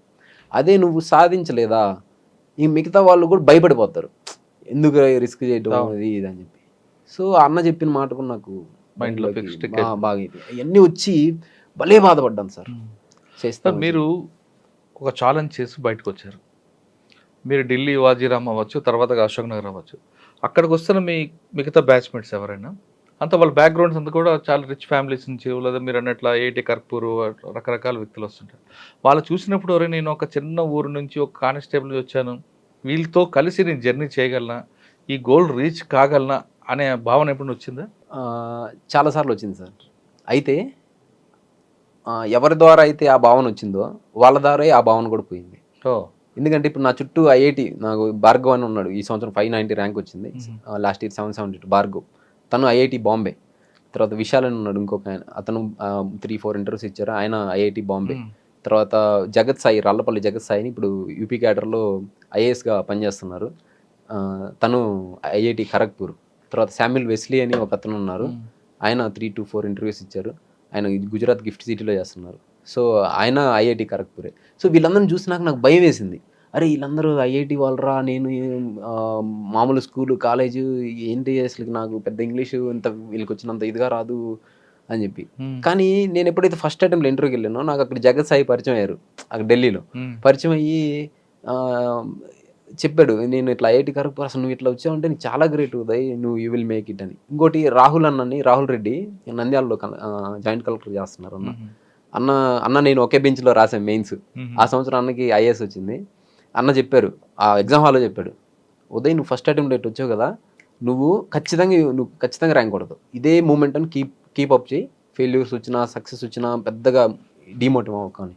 ఇట్లా ఎవరి వల్ల అయితే ఈ భద్రతా భావం ఇలా అందరితో పోటీ కలవాలని అని వచ్చిందో వాళ్ళ వల్లే నాకు మళ్ళీ భద్రతా భావం వచ్చింది. ఇప్పుడు వీళ్ళే నాకు భార్గవే సీసాట్ గురించి కొంత చెప్పడం, విషయాలు అన్న మీరు చాలా బాగా పాయింట్స్ని జనరేట్ చేస్తున్నారని చెప్పడం, వెస్లీ కానీ జగత్ సాయి ఇట్లా వాళ్ళ వల్లే పోయింది. అవునా? అశోక్ నగర్లో మీరు ఉన్నారు, ఈ ఇన్స్టిట్యూషన్ మీకు ఎలాగ మీకు సపోర్ట్ చేసింది ఇప్పుడున్న శరత్ చంద్ర? అవును సార్, యాక్చువల్గా శరత్ సారు నాకు దొరకడం అనేది గుడ్ మెంటర్ దొరకడం అనేది నేను అదృష్టం అంటారు కదా సార్, అదృష్టం అంటే ఏదో బంగారం దొరకటమో లాటరీ కొట్టడం కాదు, మంచి వ్యక్తుల్ని మన జీవితంలో పరిచయం అవటం కూడా అదొక అదృష్టంగానే నేను నమ్ముతా సార్.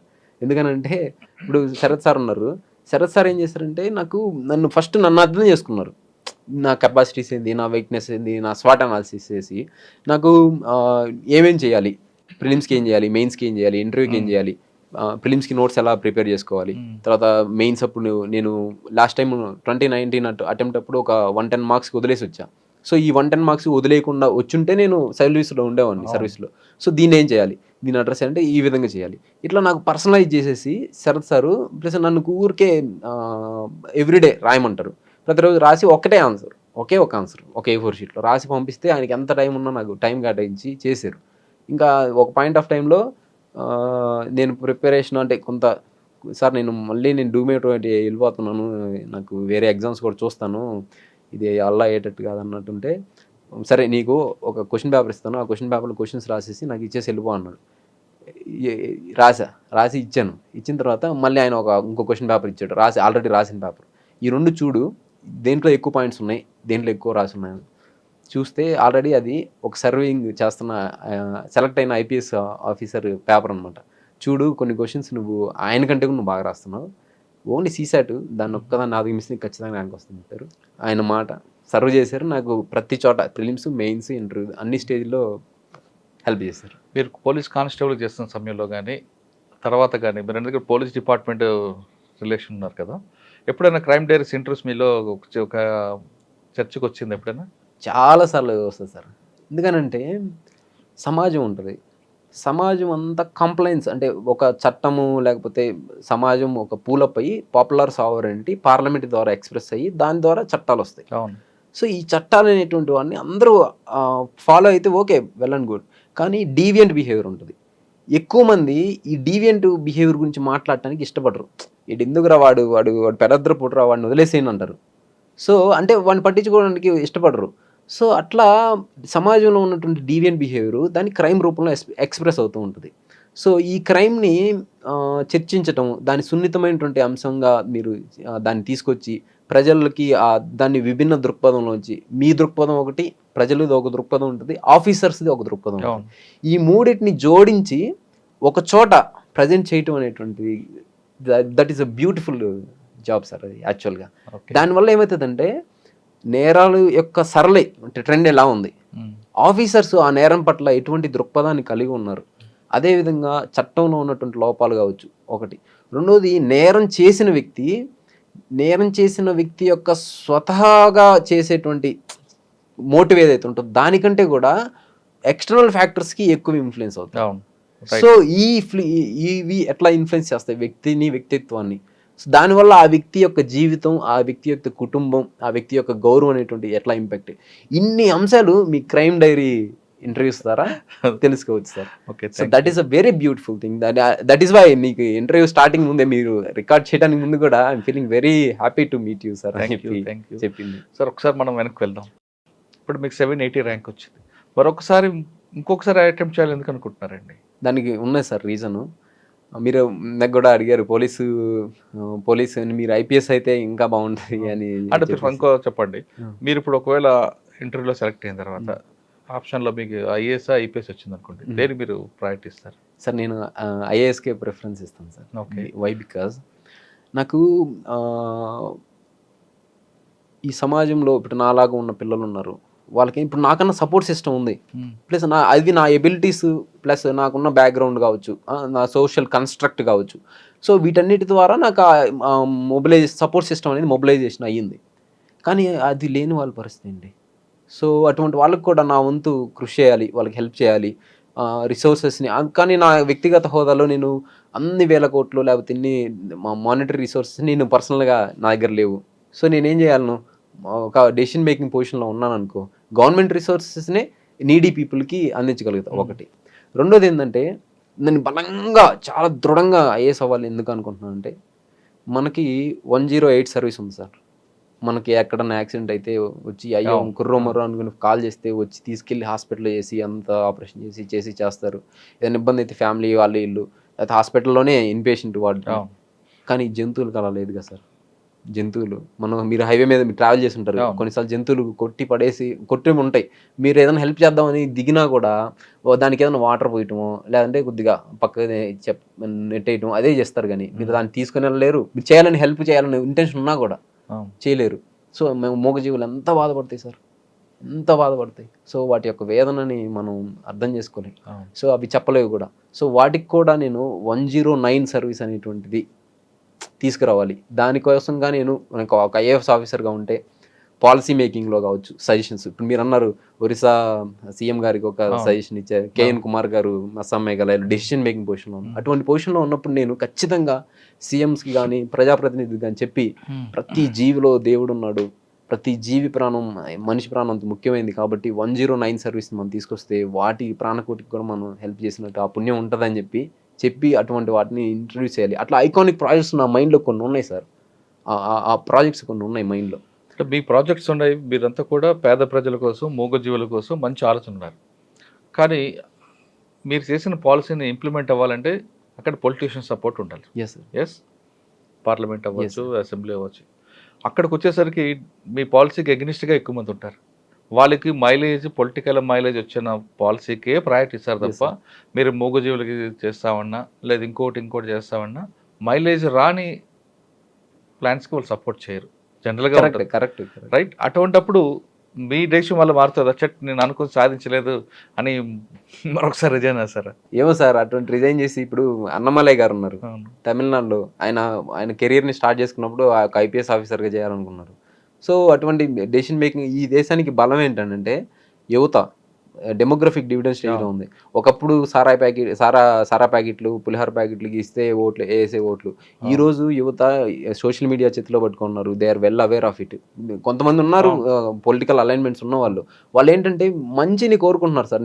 నేను చూస్తున్నా, మీరు యూట్యూబ్ కామెంట్స్ కావచ్చు, ఎవరైనా ఎడ్యుకేటెడ్ వాళ్ళతో చేసినప్పుడు నాలెడ్జ్ అందించడానికి విద్య, వైద్యం, న్యాయం, సామాజిక న్యాయం ఇటువంటి వాటిని అందించే వాళ్ళకి, మంచి సుపరిపాలన చేసే వాళ్ళకి, ఓట్ బ్యాంక్ పాలిటిక్స్ చేయకుండా చేసే వాళ్ళకి, ఇటువంటి వాటికి చేసేదానికి వాళ్ళని ఇస్తున్నారు సార్. భవిష్యత్తులో నేను ఈ పొలిటికల్ కన్సెన్సస్ని కూడా ఇటువంటి ప్రజామోద్యం ఉన్నటువంటి ప్రాజెక్టులకి తీసుకురావడానికి పార్టీలని కన్విన్స్ చేయగలను. అంటే పార్టీలో ఇన్ఫ్లుయెన్షియల్ వ్యక్తుల్ని నేను కన్విన్స్, ఇప్పుడు లైక్ జయప్రకాష్ నారాయణ గారు ఉన్నారు, ఆయన తీసుకొచ్చారు 91st అమెండ్మెంట్ ఏదో తీసుకొచ్చారు. సో ఇట్లా కొన్ని civil society members, X bureaucrats చేయగలుగుతున్నారు. సో మనం సాధారణంగా బ్యూరోక్రాట్స్ అందరికీ పొలిటీషియన్ ఫెయిల్ అవుతుంటారు కదా. ఎస్ సార్, అది ఒక ఇండియన్ డెమోక్రసీలో ఉన్న it is an irony sir. అది ఒక అనామలీగా చెప్పొచ్చు. ఎందుకంటే బ్యూరోక్రాట్స్ ఎందుకని ఫెయిల్ అవుతారంటే, నా అభిప్రాయం ప్రకారం ఇండియన్ సొసైటీ అనేటువంటిది ఒక మల్టిపుల్ డైవర్సిటీ ఉన్నటువంటి సొసైటీ. ఇంకోటి ఏంటంటే మనం we're moved by emotions sir. People they are moved by emotions rather than cognition. ఆలోచన కంటే కూడా ఎమోషన్, హృదయానికి ఎక్కువ ప్రాధాన్యత ఇస్తారు. సో పొలిటీషియన్స్ ఏం చేస్తారంటే ప్రజల హృదయాల్ని, పాలిటిక్స్ అన్నది ఎమోషనల్, ఇమేజ్, ప్లానింగ్ ఉంటాయి, దాన్ని డ్రివెన్ చేస్తారు. కానీ మనకి ఇప్పుడు జయప్రకాష్ నారాయణ అంటారు, ఆయన లేకపోతే జేడి లక్ష్మీనారాయణ గారు ఉన్నారు, వీళ్ళు ఏం చేస్తారంటే సమాజము, తర్వాత అకౌంటబిలిటీ, పారదర్శకత, జవాబుదారీతనము, నిధులు దుర్వినియోగం అవ్వకూడదు, ప్రజా ప్రయోజనాలకి ఉండాలి, తర్వాత క్యాపిటల్ ఇన్వెస్ట్మెంట్ ఉండాలి, తర్వాత వెల్ఫేర్ మెకానిజమ్స్ మిస్యూజ్ అవ్వకూడదు, ఇంక్లూజన్ ఎక్స్క్లూజన్ ఎర్రర్స్ ఉండకూడదు. ఇవన్నీ చెప్తే ఎవరికి అర్థం కాదు.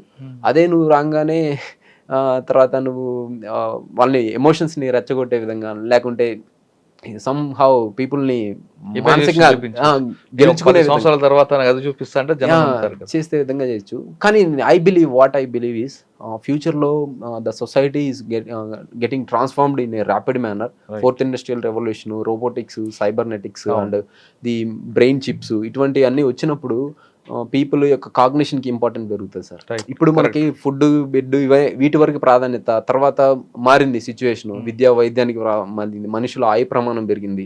సో భవిష్యత్తులో ఏంటంటే మనిషి కాగ్నిషన్ కి ఇప్పుడు artificial intelligence, what is artificial intelligence sir? Cognition. So ఆలోచన శక్తిని చేసుకోవడం, దాన్ని క్రియేటివిటీ అదే సొంతగా సృష్టించి సృజనాత్మకతను చేయటం అనేటువంటిది.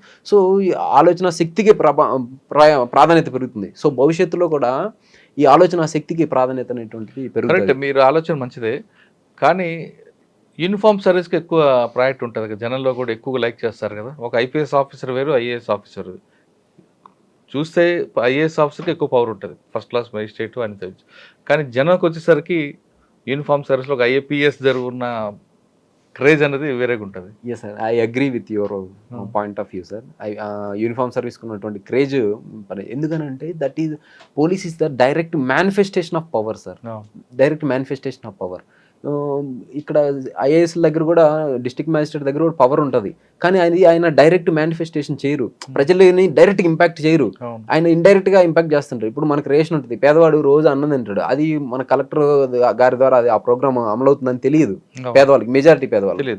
కానీ ఒక వ్యక్తి ఒక కుటుంబాన్ని లేదా కొట్టారనుకోండి, ఇప్పుడు పోలీసు వాళ్ళ దగ్గరికి వెళ్తే వాళ్ళు వచ్చి ఈ ప్రాబ్లం సాల్వ్ చేస్తారని ప్రజలకి, పీపుల్కి తెలుస్తుంది. దట్ డైరెక్ట్ మేనిఫెస్టేషన్ అనేటువంటి కాంటాక్ట్ ఉండటం వల్ల ఆ ఇమేజ్ అనేటువంటిది పెరుగుతుంది సార్. సో ఐ బిలీవ్ ఫ్యూచర్లో కూడా పీపుల్ కాగ్నిషన్, చెప్పాను కదా, కాగ్నిషన్కి ఇంపార్టెన్స్ పెరిగినప్పుడు, ఇటువంటి ప్రజల ఆలోచన శక్తి పెరిగినప్పుడు, ఓకేనా, అది అన్నారంట ఒక ఆమె ఉంటారు, పొలిటికల్ థింకర్, ఆమె అంటారు ప్రజల ఆలోచన శక్తి పెరగాలి, వాళ్ళు సివిక్ రిపబ్లికనిజంలోకి రావాలి, వాళ్ళు పాలిటిక్స్లో ఆలోచన చేయాలి, పాలిటిక్స్లో కూడా వివేచన చేయాలంటారు. సో అది పెరిగినప్పుడు ఖచ్చితంగా బ్యూరోక్రసీ. ఇప్పుడు మీరు 780లో ఐపీఎస్ తీసుకుంటారా? 780లో ఐపీఎస్ వస్తే ఖచ్చితంగా ఐపీఎస్ తీసుకుంటాను సార్. బట్ నేను మళ్ళీ బెటర్ అటెంప్ట్, నాకు ఇంకా అటెంప్ట్స్ ఉన్నాయి, నేను ఖచ్చితంగా మళ్ళీ. ఒకవేళ ఐపీఎస్ తీసుకున్నారనుకోండి, మీకు ఏపీ క్యాడర్ వచ్చింది అనుకుందాం, ఓకే, ఏపీ క్యాడర్లో మరి మీకు అవమానపరిచిన ఆఫీసర్ ఎదురయ్యారు అనుకోండి, అప్పుడు ఏం చేస్తారండి? నన్ను అవమానించినటువంటి ఆఫీసర్ ఎదురైన సందర్భంలో మామూలుగా చాలా కామన్గా వచ్చేటువంటి ఆలోచన, మీరు ఏం టెన్షన్ అడిగారు నాకు తెలుసు, ప్రతీకారమా లేకపోతే ఆ రివెంజ్ ఉంటుందా అన్నటువంటిది. సో నా ఉద్దేశంలో ఏంటంటే సార్, రివెంజ్, నా ఉద్దేశం అది కాదు, ప్రతీకారం తీర్చుకుంటారని కాదు. ఆ వ్యక్తి మీకు ఒక విధంగా హెల్ప్ చేశాడని నేను అంట, అంటే మీరు ఆ రోజు అవమానపరిచారు, దానికి ఎవరు కాదనరు, కానీ అవమానపరచడం పీక్ స్టేజ్కి వచ్చింది కాబట్టి మీలో ఒక కసి బయలుదేరింది. ఆ కసి వల్ల మీరు ఆ రేంజ్లో ఖచ్చితంగా వెళ్ళాలని వచ్చారు. ఒకవేళ ఆ సంఘటన జరగలేదు అనుకుంటే మీరు రొటీన్గానే ఎఫర్ట్స్ పెడతా ఉండేది, అది వెళ్తుంటారు, కానిస్టేబుల్ నుంచి లేదు మహా అయితే ఎస్ఐ అవుతారు, లేదంటే గ్రూప్ 1 రాస్తారు. అయితే నేను ఆ విధంగా భావిస్తారా, లేదు ఆయనకు ఒకసారి నేను చూడాలి అంటారా? నేనేమంటానంటే, హెల్ప్ చేయాలన్నప్పుడు మనం యాక్షను, దాని అనుకున్నటువంటి ఇంటెన్షన్ రెండింటిని చూడాలి. యాక్షన్, ఇంటెన్షన్ రెండు హెల్ప్ చేయాలనేటువంటి ఇంటెన్షన్తో ఉన్నాయనుకోండి, సో అప్పుడు అది హెల్ప్ అవుతుంది. అట్లా కాకుండా ఇంటెన్షన్ వేరే, యాక్షన్ యొక్క రిజల్ట్స్ వేరే. ఇప్పుడు ఆయన చేసిన యాక్షన్ వల్ల నేను సివిల్ సర్వీస్కి వచ్చాను, బట్ ఆయన ఇంటెన్షన్ ఏంటంటే ఆ రోజు నన్ను హర్ట్ చేయటము, నన్ను డెరోగేటరీగా చేయటం అనేటువంటి, నా ఆత్మస్థైర్యం దెబ్బ. సో ఇక్కడ ఇది సింక్రనైజేషన్ లేదు కాబట్టి it was an accident. Are you getting my point? It was an accident. The accident that has turned my thought process and my course of action in my career. Correct. So I accident. So ఇప్పుడు మీరు ఎప్పుడైనా మీకు ఒక స్పాట్లో accident అయింది అనుకోండి, ఆ స్పాట్కి వెళ్ళినప్పుడు జాగ్రత్తగా ఉంటారా? మైండ్ఫుల్గా ఆలోచన చేస్తారా? ఓకే, ఇది ఒక చేదనుభవం అనుకుంటారా లేదా? సో నేను కూడా అలాగే ఇది ఒక చేదనుభవం అనుకుంటాను. అదేవిధంగా ఆఫీసర్ మీద నాకు ఎటువంటి రివెంజ్ కానీ ఉండదు, ఎందుకంటే నేను చెప్పాను కదా, I believe in the philosophy of కర్మ. రివెంజ్ చేసుకుంటే మీ హోదాను తగ్గించినట్లు అవుతారు. అది చెప్తున్నాను కదా, గాంధీజీ గారు ఏమంటారు, బలహీనులే రివెంజ్ తీర్చుకోవాలంటారు, బలవంతులు క్షమించి వదిలేస్తారు అనేటువంటి. విజ్ఞతకు వదిలేస్తే ఒకటి. రెండోది ఏంటంటే విజ్ఞత కూడా కాదు సార్, విజ్ఞతకు వదలను నేను, కర్మ సిద్ధాంతానికి వదిలేస్తాం. మనం చేసిన సరే, కర్మల మీరు యొక్క కర్మ సిద్ధాంతాన్ని మీరు గతంలో చేస్తుంటారు, మీకు ఎవరికి అవమానపరిచుంటారు, అది మీకు ప్రతిఫలం అందిపోయింది అనుకుందాం. ఓకే. రైట్.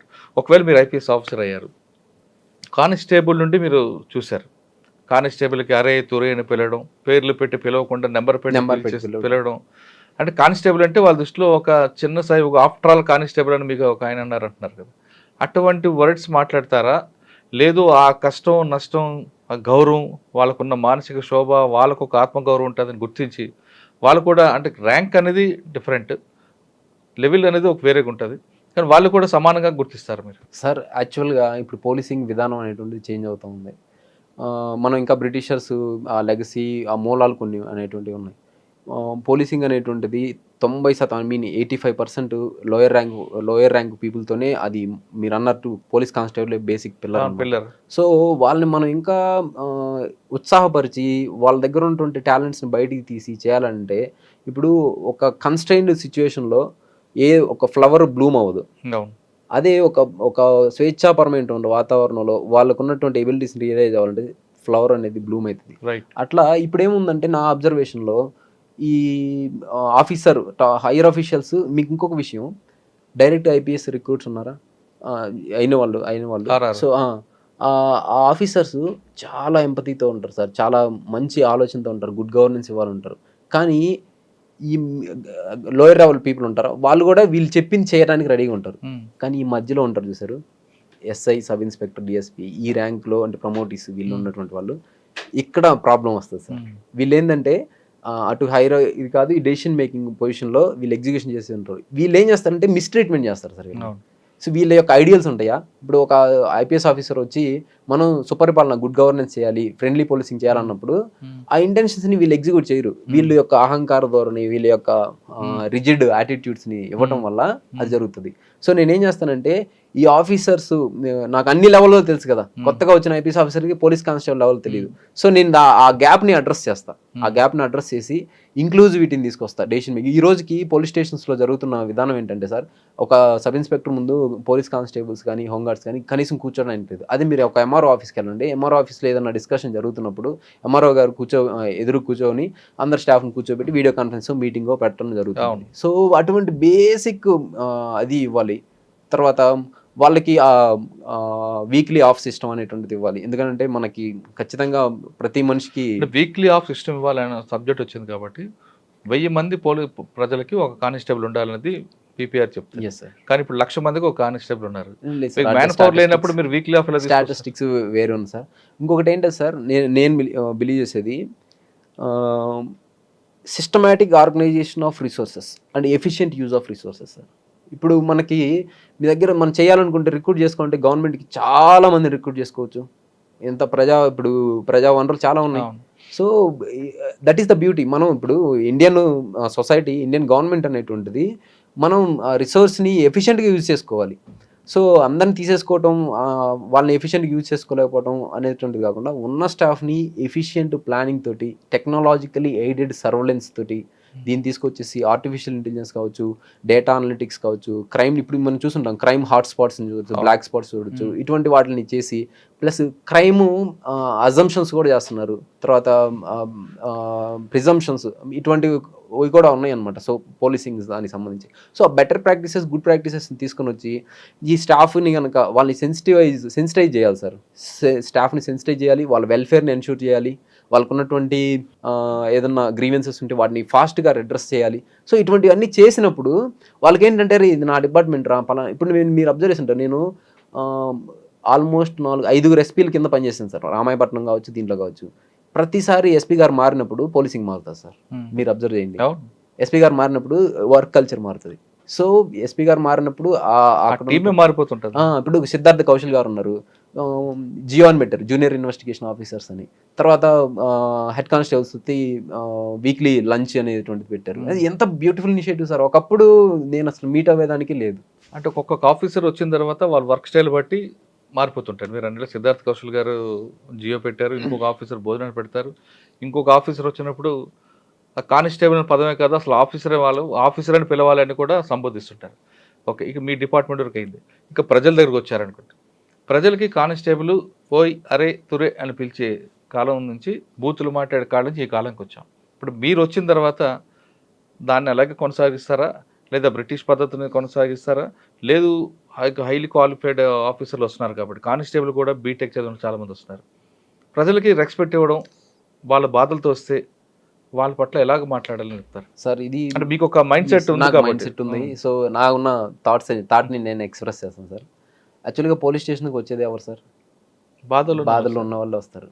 సో పొల్యూషన్ ఎందుకు వస్తే అది గుడి అనుకుని వస్తారు. ఆ బాధలో వచ్చినటువంటి వారికి స్వాంతన చేకూర్చే విధంగా మనం మాట్లాడేటువంటి విధానం. ఇప్పుడు చేంజెస్ వస్తున్నాయి. లేడీ రిసెప్షనిస్ట్ని పెట్టడము, వాళ్ళకి మఫ్టీలో యూనిఫామ్లో ఉంటే ప్రజలు భయపడుతున్నారని మఫ్టీలో పెట్టి వాళ్ళకి ఫెసిలిటేట్ చేయటము, అర్జీ రాయటము, వాటికి ఫెసిలిటేట్ చేయటము, ఇటువంటివి వస్తున్నాయి. కానీ ఇంకా చెదురుమదురు సంఘటనలు మాత్రం ఉన్నాయి. అరే తురే అంటాము, ఇది చేయటం అనేటువంటిది. ఇక్కడ 2 ఆస్పెక్ట్స్ ఉన్నాయి సార్. ఒకటి అరే తురే అంటాం, లేకపోతే గద్గద స్వరంతో, లేకపోతే ఈ గదిమినట్టు మాట్లాడటం, రఫ్గా మాట్లాడటం, ఇటువంటివి అవసరం ఉంది పోలీస్ డిపార్ట్మెంట్. కొంత ఎవరైతే యాంటీ సోషల్ ఎలిమెంట్స్ ఉన్నారో, ఎవరైతే మనల్ని అటాక్ చేసేటువంటి ఉన్నారు వాళ్ళతోటి మాత్రం కరుకుగానే ఉండాలి సార్. కరుకమైనటువంటి కత్తిలాగే ఉండాలి. అదేవిధంగా ఎవరైతే విక్టిమ్తో సాఫ్ట్గా ఉండాలి. సో ఆ డిస్క్రిప్షన్ని ఎప్పుడు మనం ఇంప్రూవ్ చేస్తామంటే పోలీస్ వాళ్ళకి వెల్ఫేరు, వాళ్ళకి జాబ్ చేయాలనే ఇంట్రెస్ట్ని కల్పించరు. మీరు అబ్జర్వ్ చేయండి, లోయర్ ర్యాంక్ స్టాఫ్తో ఎప్పుడైనా ఇంటరాక్ట్ అవ్వండి, ఎక్కువ మంది ఏం జాబ్ అబ్బా, వద్దబ్బా, రావద్దబ్బా ఇట్లా చెప్తుంటారు. ఇదేదో తప్పక చేస్తున్నాము ఇట్లా అని. సో వాళ్ళకి ఆ ఇంట్రెస్ట్ కనిపించాలి. అరే ఇప్పుడు ఉన్న ఈ ప్రమోషన్స్ సీనియారిటీ కాకుండా ఒక 20% 30% ప్రమోషన్స్ని మెరిట్ మీద ఇస్తాము, మీరు మీ డ్యూటీ పర్ఫార్మెన్స్ మీద ఇస్తాము. సో ఇటువంటి ప్లస్ ఏదైనా ఇన్సెంటివ్స్ ఇస్తాము. సో ఇట్లా కనుక వాళ్ళకి చెప్తే, వాళ్ళు చేస్తే, వాళ్ళకి ఆ ఇంట్రెస్ట్ కలిగిస్తే, ఓకే నాకు మంచి ఇన్సెంటివ్స్ వస్తే నేను మంచిగా రిసీవ్ చేసుకుంటే, కస్టమర్ అండ్ సర్వీస్ ఫీడ్బ్యాక్ అనేది మంచిగా ఉంటే నాకు ఇట్లా వస్తుంది. సో ఇటువంటి వాటన్నిటికీ చేసినట్లయితే ఆర్గనైజ్డ్గా efficient use of resources with technological aided policing అనమాట చేస్తే, ఒక మంచి ప్రజలకి పోలీస్ అంటే మంచి అభిప్రాయం వస్తుంది, పోలీసులో లోయర్ ర్యాంక్ పీపుల్కి పోలీసింగ్ మీద ఇంట్రెస్ట్ వస్తుంది. సో దాని తర్వాత హైర్ అఫీషియల్స్ వాళ్ళ యొక్క మంచి ఆదర్శవంతమైనటువంటి ఆలోచనల్ని అమలు చేయడం జరుగుతుంది. సో ఇవన్నీ ఒక సింక్రనైజేషన్ జరిగినప్పుడు ఖచ్చితంగా మనం మంచి పోలీసింగ్. అంటే మీ డిపార్ట్మెంట్ కాకుండా పబ్లిక్ ఎలాగా సర్వ్ చేయాలో కూడా మైండ్లో సిస్టమ్ ఒకటి ఫ్రేమ్ ఉంది సార్. ఓకే, ఫైనల్గా చెప్పండి. చాలామంది ఇప్పుడు మీలాంటి సంఘటనలు జరిగినప్పుడు ఈ డిపార్ట్మెంట్ నాకు వద్దు అని ఎస్కేప్ ఉంటారు. ఒకసారి 2 సార్లు రాలేదు, మనకి రాదు సివిల్స్ అనుకొని పారిపోయే వాళ్ళు కనిపిస్తుంటారు.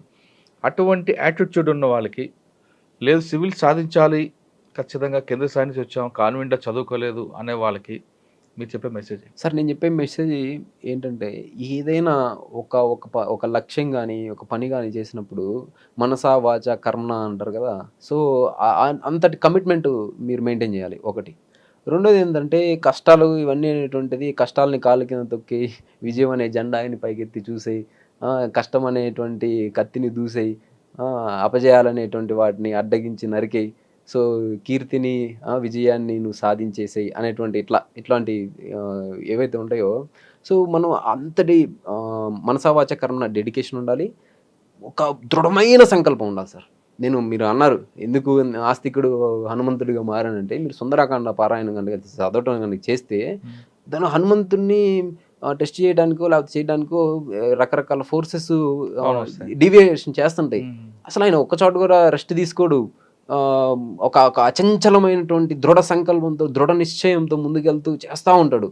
సో అంతటి దృఢ సంకల్పాన్ని, దృఢ నిశ్చయాన్ని మెయింటైన్ చేయాలి ఒకటి. ఓకేనా? మనసావాచ కర్మ, అచంచలమైన దృఢ విశ్వాసం. రెండోది హార్డ్ వర్క్ సార్. మూడోది హార్డ్ వర్క్. హార్డ్ వర్క్ మించినటువంటి రామబాణం ఏది లేదు ఈ ప్రపంచంలో. నువ్వు హార్డ్ వర్క్ అంటే ఎవడైనా ఫెయిల్ అవుతాడు, కానీ హార్డ్ వర్క్ చేసేవాడు ఫెయిల్ అవ్వడు అన్నట్టు. సో ఈ హార్డ్ వర్క్ చేయడానికి మనం ఎల్లవెల్ల సంసిద్ధంగా ఉండాలి సార్. ఈ 3 ఆస్పెక్ట్ని కనుక మనం సింక్రనైజ్ చేసి, వివేకానందుడు అంటాడు కదా, లేండి మేల్కోండి మీరు సాధించే వరకు ఆగకండి అని. ఇనప కండరాలు, ఉక్కు నరాలతో కూడిన యువత ఈ దేశానికి అవసరమైనటువంటిది. సో అటువంటి మైండ్ సెట్ని కనుక మనం ఇంప్రూవ్ చేసుకోగలిగితే, ఈ లక్ష్యమే కాదు సార్, సివిల్స్ అనేది అంతటి దృఢ సంకల్పం ఉన్న వ్యక్తులకి ఇది సివిల్స్ అనేది చాలా చిన్నది సార్. ఇంకా బలమైనటువంటి లక్ష్యాలని సాధించగలరు సార్. అది నేను బలంగా విశ్వసిస్తాను. సో కృషి ఉంటే మనుషులు ఋషులు అవుతారు అనేది ఒక గీతం. మనిషిలో మన దృఢ సంకల్పం ఉంటే ఖచ్చితంగా ఋషులే కాదు మనం ఏదైనా సాధించవచ్చు అంటున్నారు Uday Krishna Reddy. Constable after all constable అని ఒక ఇన్సల్ట్ నుంచి ఆయనలో ఒక కసి బయలుదేరి, ఆ కసి అనేది ఆయన మీద పగగా ప్రతీకారంగా తీసుకోకుండా తను ఒక లక్ష్యం సాధించుకోవడానికి ఆ కసిగా మార్చుకొని ఆ కసిగా చదివి 4వ సారి ఆయన సివిల్ సాధించారు. ఇప్పుడు ఆయన 780 ర్యాంక్ వచ్చి తర్వాత ఆయన అనుకున్న లక్ష్యంకి మరొకసారి కూడా రెడీ అవ్వడానికి ఉన్నారంటే మనలో ఉన్న కసి దృఢ సంకల్పం అనేది గట్టిగా ఉంటే ఎక్కడికైనా తీసుకెళ్తుంది అనే బెస్ట్ ఎగ్జాంపుల్ ఉదయ కృష్ణారెడ్డి గారు. ఆయన మరిన్ని చదవాలి, బాగా చదవాలి, ప్రజలకు సేవ చేయాలి. ఆయన మైండ్లో ఉన్న ఫ్రేమ్స్ ఏ విధంగా ఉన్నాయో తన సిబ్బందికే కాదు ప్రజలకు ఏ విధంగా సహాయం చేయాలి అన్న ఉద్దేశం అని ఉందో అది సక్సెస్ అవ్వాలని మనం కూడా కోరుకుందాం. ఈ వారం ఉదయ కృష్ణారెడ్డి గారిని చూసి ప్రతి ఒక్కరు కూడా ఇదే విధంగా ఉండదు తప్ప కేవలం సెల్ ఫోన్లే మన జీవితం, తల్లిదండ్రులను మర్చిపోయి ఆత్మహత్యలు చేసుకుందాం, ప్రేమే మన జీవితం అంటూ మాట్లాడుతున్న వాళ్ళకి ఈయన ఒక బెస్ట్ ఎగ్జాంపుల్, ఒక రోల్ మోడల్గా భావించాను. Thank you brother. Thank you. All the best. Really very good experience with you sir personally. లేదు నువ్వు అనుకుంది సాధించావు, అందరూ అలాగుంటే అసలు మనం ఎక్కడో ఉంటాం. Thank you sir.